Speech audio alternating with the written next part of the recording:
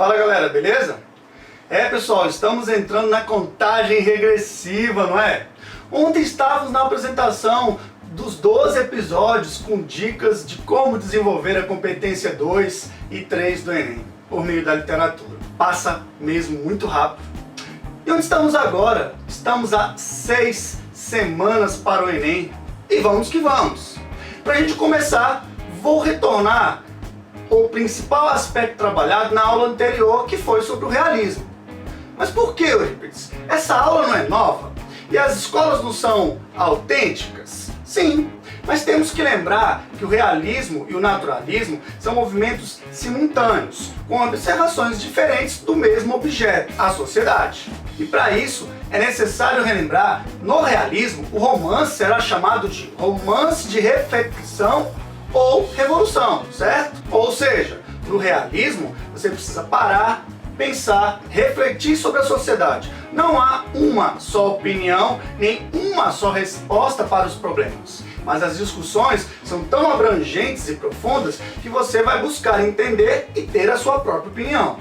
Por isso, não esqueça, romance de revolução. Então hoje, na aula será naturalismo. E não se esqueça, você está no canal Literatura e Mundo para o Enem. Então, agora você fala, Eurípides, como funciona o naturalismo?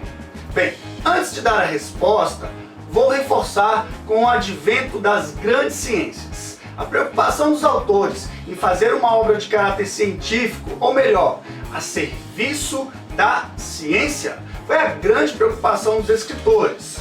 E isso definitivamente estabeleceu as fronteiras entre as obras românticas, que serviam para isso, as realistas e as naturalistas. Logo, as naturalistas foram feitas para apresentar uma teoria ou defender um ponto de vista. Agora sim, qual é a grande diferença entre o romance realista e o romance naturalista, Eurípides? O romance realista faz você refletir, por isso o nome, romance de revolução. O romance naturalista traz uma resposta, um ponto de vista. Por isso o nome, romance de tese ou experimental. O que quer dizer? Se você ao final do livro se chocar, discordar do desfecho ou a posição crítica da história, se elas não forem aquilo que você estava esperando, sabe o que vai acontecer? Deita e chora. Ou o que eu brinco na sala, problema seu. Isso mesmo, no naturalismo, as obras tinham como foco provar um fato. Muitas obras, como Casa de Pensão, foram as referências a acontecimentos reais. Isso dava sustentação à temática, o povo não ia questionar. Agora, já são duas características. Então, para a gente reforçar e perceber, vai um trecho de uma música para você comparar e lembrar a diferença entre o realismo, até quando, e o naturalismo, com essa música.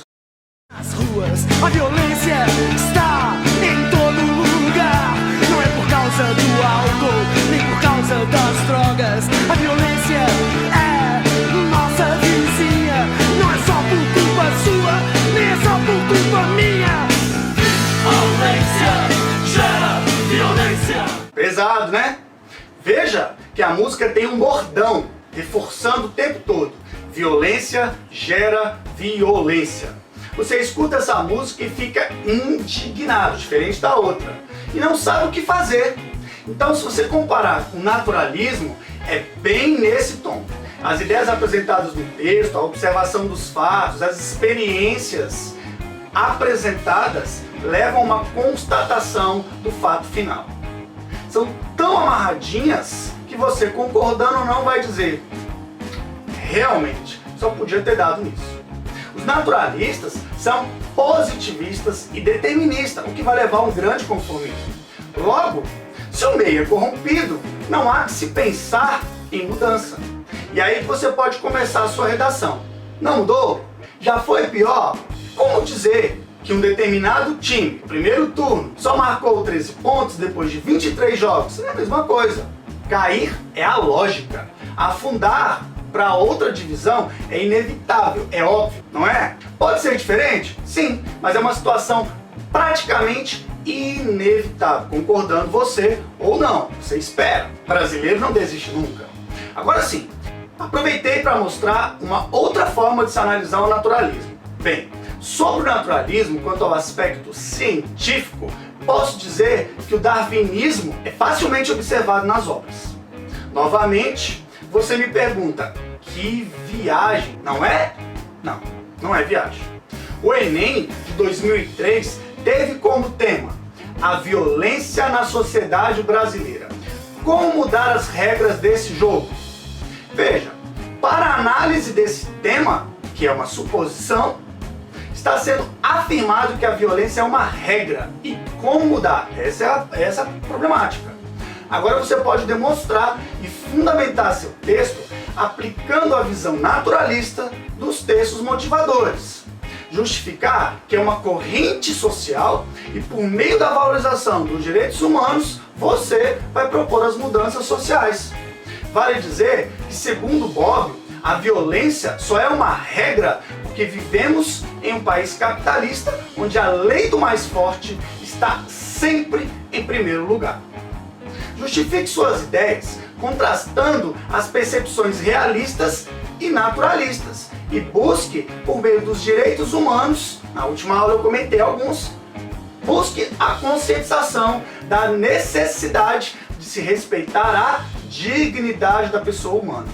E aí sim, você vai comparar a visão conformista dos naturalistas do século XIX com a visão dos conformistas do Brasil de hoje, que cansam de falar, o Brasil não tem jeito. Como argumentar? Simples. Busca os direitos humanos e as conquistas que mudaram esse panorama. A palavra violência tem sua origem no latim vis, força. Se você lembrar que o naturalismo é fundamentado na lei do mais forte, você já sabe que existem várias formas de se coibir a força, ou valorizar, ou potencializar a força. E uma delas é o quê? A força coletiva. A reflexão coletiva sobre os problemas sociais e a decisão coletiva das medidas a serem tomadas para o bem social. Logo, a regra violência vira exceção e será substituída pela nova regra, o progresso social. Viu? Você usa a própria visão positivista dos naturalistas contra eles mesmo. No positivismo, o progresso social é a meta. Então, para chegar à meta, consciência social, educação, infraestrutura serão os meios. É isso aí. Se você gostou, compartilhe, assine, não deixe de passar para os colegas, discutir, mandar o recado. Semana que vem temos mais um spoiler e a continuação do episódio Noite na Taverna. Perceba que há uma correlação entre os episódios. Então, se quer uma referência mais específica da literatura ou um autor, assista aos episódios de domingo, Literatura e Mundo. Nas quintas, sempre Literatura e Mundo para o Enem. Compartilhe, dê o seu like e é um grande prazer estar aqui com vocês. Um grande abraço e até o próximo episódio, galera!